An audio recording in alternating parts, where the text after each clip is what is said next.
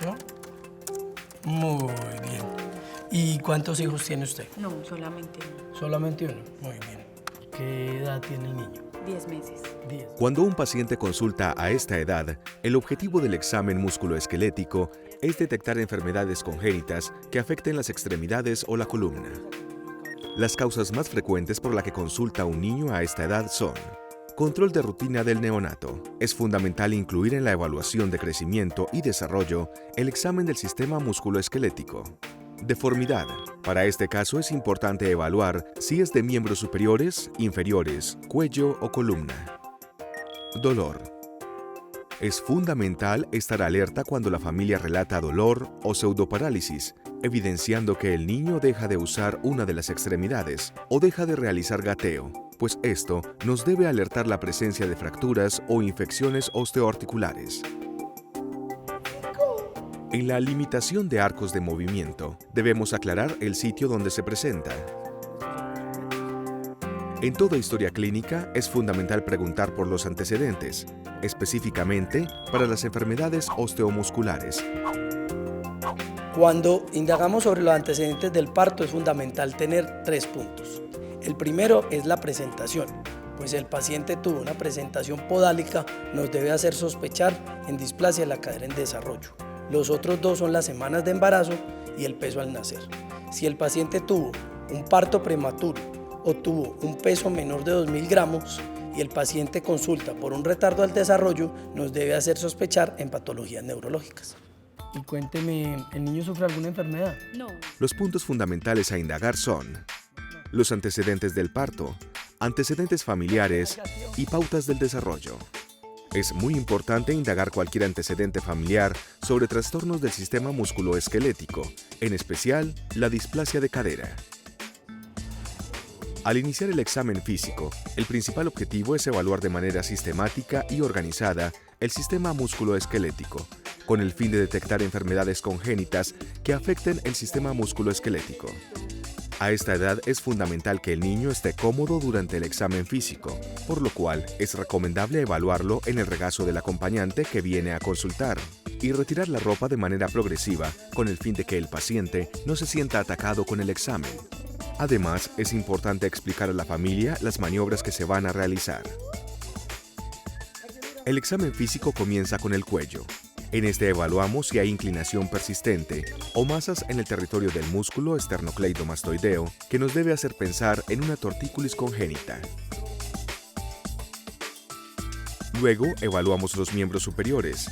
Si no hay movilidad activa desde el nacimiento, nos hace pensar en parálisis del plexo braquial neonatal o fractura de clavícula.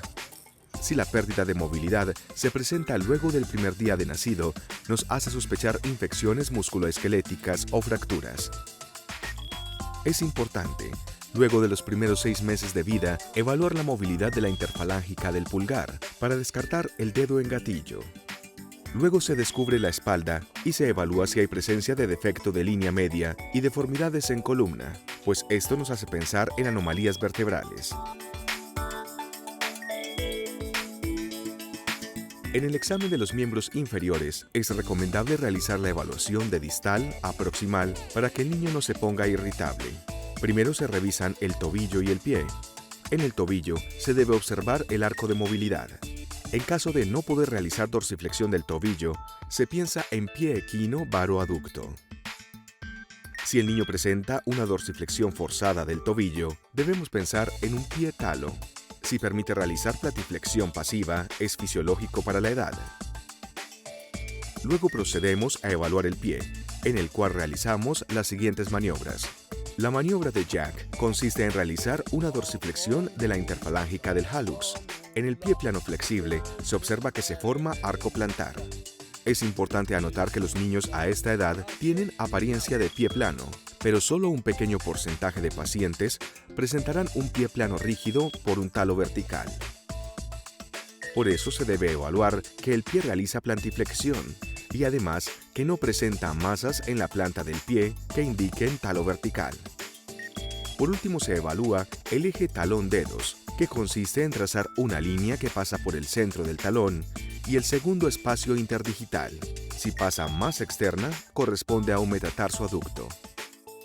Luego procedemos al examen de la rodilla, donde evaluamos la presencia de rótula en el centro. En caso de no palparla, se sospecha una luxación congénita de rótula. Examinamos que el paciente presente flexión de la rodilla y no presente hiperextensión, pues esto nos hace pensar en una luxación congénita de rodilla. Al evaluar la cadera, procedemos con la maniobra de Galeazzi, que consiste en flexionar la cadera y las rodillas a 90 grados, para ver discrepancia de longitud en las rodillas del examinador. Y si quedan dudas en la camilla, el hallazgo positivo sería si hay discrepancia de longitud. Si se presenta, se debe sospechar una luxación congénita de cadera. Para evaluar la limitación en la abducción, se deben flexionar las rodillas y las caderas a 90 grados, realizando una apertura de las piernas. Si se presenta limitación, se sospecha una displasia de cadera en desarrollo. Para finalizar, se realiza la maniobra de Ortolani, que consiste en colocar el dedo índice en el trocánter mayor y en el trocánter menor pulgar, para realizar una reducción de la cadera. En caso de ser positivo, se sospecha luxación congénita de cadera. Es importante anotar que este signo solo se evalúa en pacientes menores de 4 meses. Luego de terminar el proceso de consulta, que como vimos consiste en una historia clínica completa que tiene el motivo de consulta, la enfermedad actual y los antecedentes, y de realizar un examen físico sistemático como el que acabamos de explicar, el objetivo es tener un grupo de diagnósticos que nos ayude a definir qué ayudas diagnósticas necesita nuestro paciente. Pueden ser exámenes de laboratorio o ayudas de imágenes como son la ecografía y la radiografía.